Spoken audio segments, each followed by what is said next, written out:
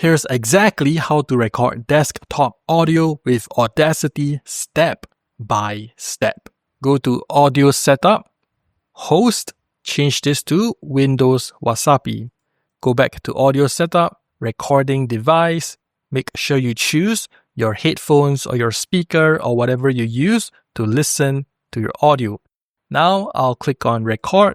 You'll see this. So let me play some audio on my computer.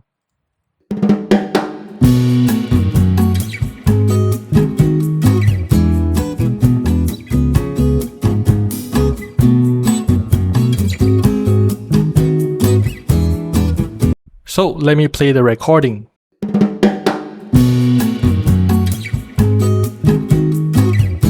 Now to save your audio, go to File, click on Export Audio.